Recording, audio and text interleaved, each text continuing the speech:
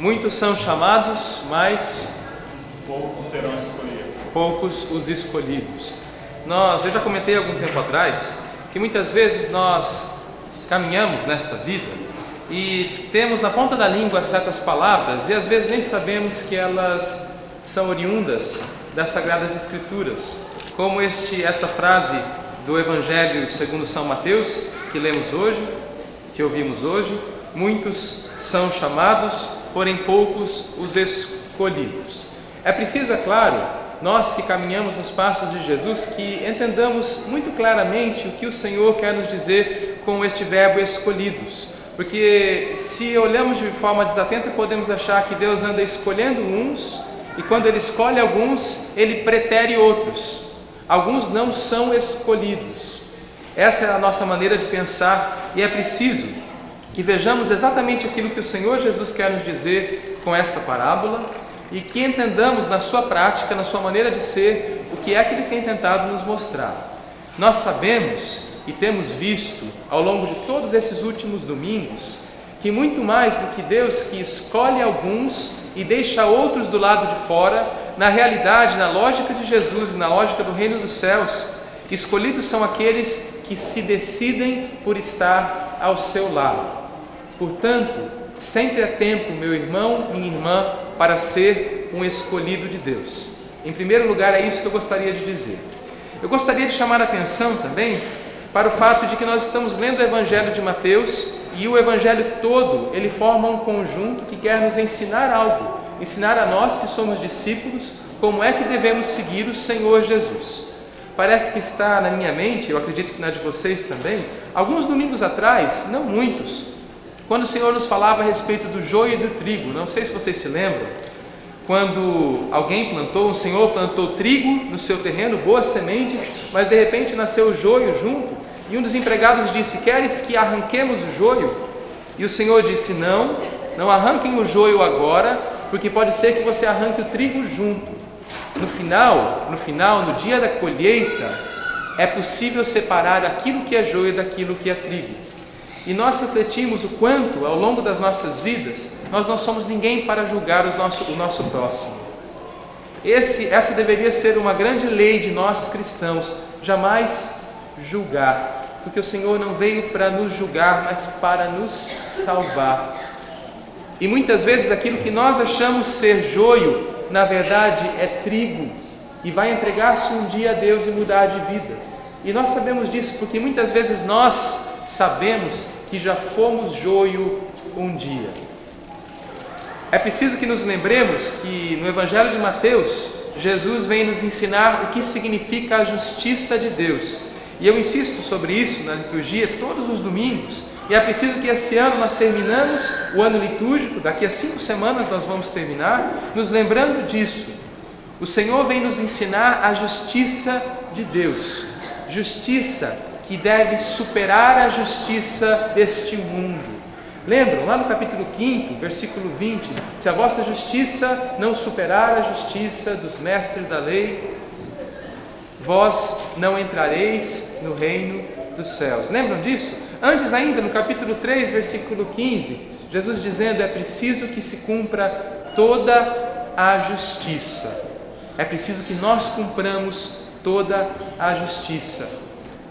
Porque aí, meus queridos irmãos, quando nós formos capazes de viver a justiça de Deus neste mundo, quando ela se cumprir de fato, o reino dos céus se fará presente.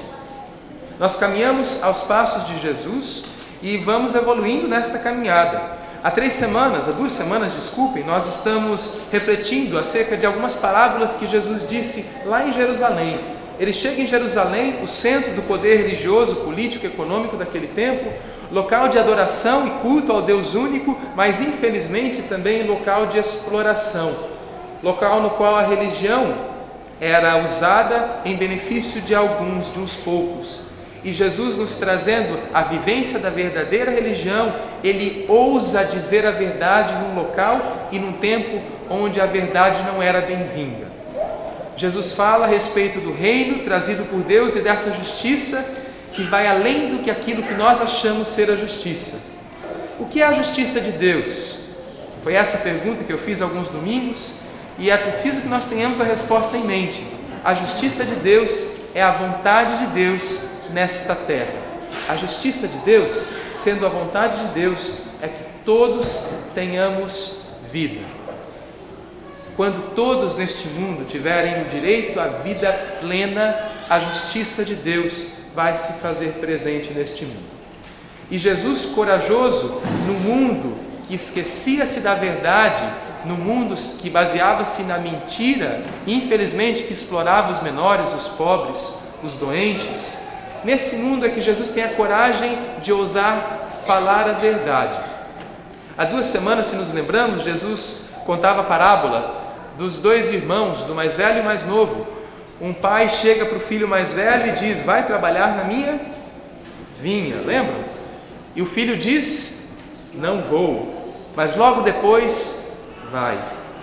Aí ele chega para o filho mais novo e diz: vai trabalhar na minha vinha. E o filho diz: sim, Senhor, eu vou, mas não vai.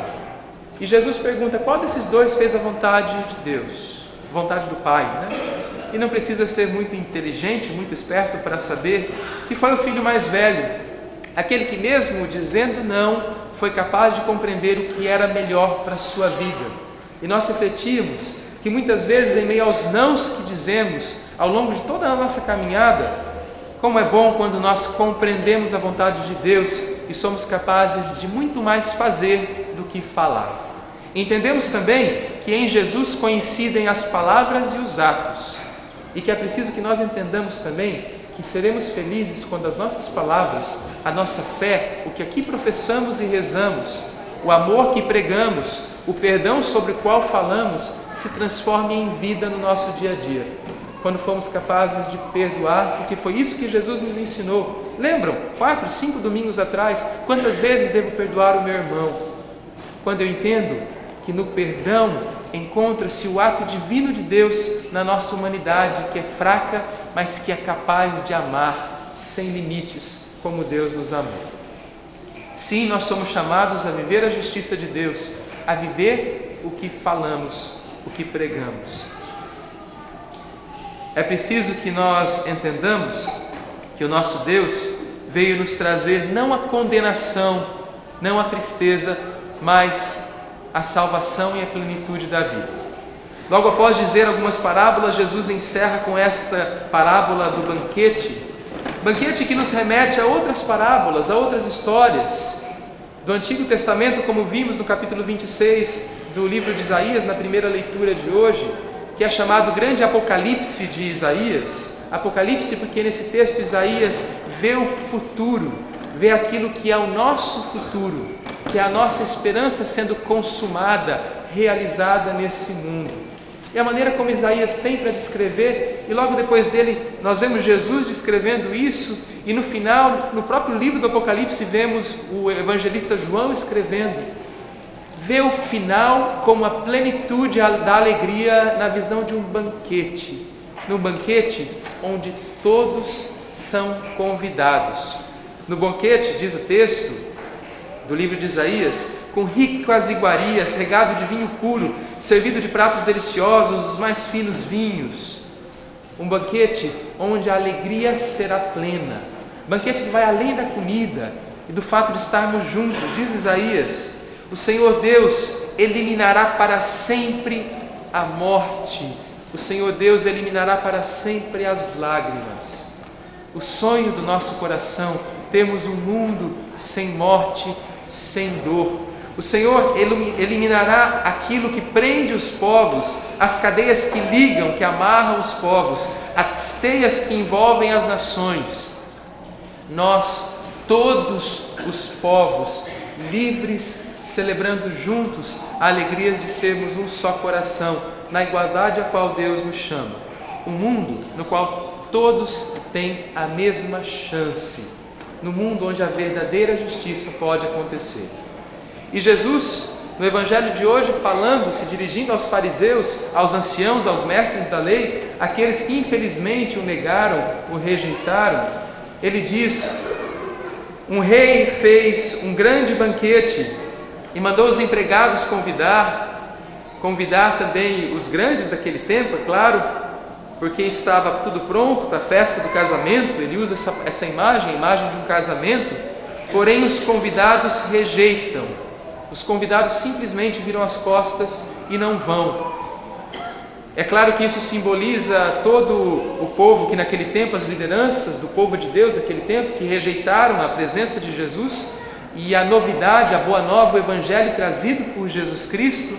E logo depois Jesus disse aos seus empregados: ide pelas encruzilhadas a todos os lugares e convidai a todos. A novidade trazida por Jesus Cristo, a boa nova que é estendida a todo ser humano, a todo aquele que deseja buscar a Deus e que deseja do fundo do coração ser feliz. Todos somos convidados para esse banquete, no qual todos teremos lugar, no qual não haverá o primeiro lugar, no qual uns não terão mais do que os outros, no qual irmãos e irmãs não mais passarão fome de pão ou sede de água, no qual não mais nossos irmãos e irmãs passarão fome, sentirão sede de justiça, de dignidade, de uma vida mais digna e melhor.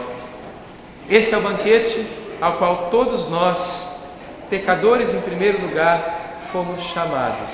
Eu e você somos convidados a participar desse banquete. Porém, é preciso que entendamos que para participar desse banquete, para ser de fato escolhido de Deus, é preciso revestir-se daquilo que o Senhor nos deu e nos trouxe. É preciso viver de fato aquilo que o Senhor nos pediu. Nós vemos nesse texto que o rei passa e vê um homem que não estava com os trajes de festa. Ele foi convidado, estava à beira do caminho, foi convidado, mas não trazia os trajes de festa. E o final dele não é tão bonito, diz o texto: amarrai seus pés e suas mãos, jogai-o na escuridão, onde vai haver choro e ranger de dentes. É claro que Deus não está nos ameaçando de nada. Muito longe disso. O Senhor veio nos trazer alívio, paz ao nosso coração atribulado. Mas é preciso que entendamos que a salvação que nos é garantida depende da nossa escolha. E eu e você só vamos estar vestindo as vestes nupciais, as vestes para essa festa, para a qual todos somos convidados, quando de fato fizermos a vontade de Deus. Porque essas vestes são aquelas que nós chamamos de perdão, de solidariedade, de amor para com o próximo, de paciência, de paz. Um coração que deseja amar o próximo e perdoá-lo, que entende que nesta festa todos têm um lugar. Este coração está vestido com as vestes nupciais. Celebramos esta semana a solenidade de Nossa Senhora da Conceição Aparecida, mulher que soube revestir-se das vestes nupciais e que vem nos ensinar ao longo da história que é preciso amar a Deus e deixar tudo aquilo que nos impede de viver plenamente a alegria a qual somos chamados. Maria, pobre, humilde, simples, pequena, um nada diante de Deus, capaz de fazer com que tudo de Deus nela vivesse, capaz de deixar a própria vida para que eu, 2000 anos depois, para que cada um de nós, 2000 anos depois, fôssemos salvos. Celebramos Nossa Senhora da Conceição Aparecida nesta semana, padroeira do Brasil, padroeira de nós que estamos aqui nos Estados Unidos, padroeira de todos os povos, a Virgem Maria, aquela que soube entregar-se plenamente a Deus. Seguimos os passos de uma mulher simples e pobre, que ajudou-nos a crescer na fé ao longo da história particular de cada um, mas que quer nos ensinar o caminho do céu, que vai nos receber um dia no banquete nupcial do Cordeiro e que reza para que cada um de nós se revista das vestes desse banquete, se revista do perdão, mais uma vez eu repito, da solidariedade, do amor que aqueles que compreendem o que é a comunhão é capaz de viver, daqueles que um dia vão experimentar a glória de Deus reunidos juntos, junto à mesa, no banquete no reino dos céus. Amém.